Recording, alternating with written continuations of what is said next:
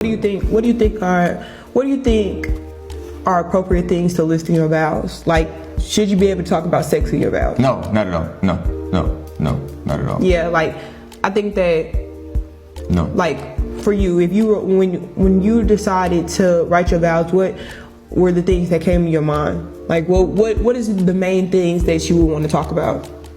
The main things that I talked about were, I'm asking you because this was a man talking to his wife. Yeah, exactly.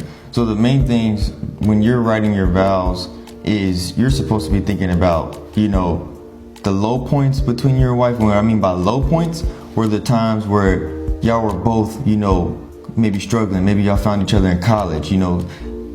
Thank you for staying with me and being with me through the hard times, when I was struggling in college, the things that will make her feel good. Like, I'm glad I was a part of that struggle, not something that's disrespectful, because we all go through struggles. You should be thinking about how y'all helped each other get out of that struggle, how y'all helped each other get to the point you are at now to get to the marriage, the point of why you fell in love with her, the point of when you found her, the point of, how you met her. There's a lot of key points. How you met her, like I said. Other things like, her family. I didn't hear him mention anything about her family at all. He could have thought of some things, thank you to her mom or her dad or both for bringing her into the world. There's a lot of things he could have pinpointed at besides, sex.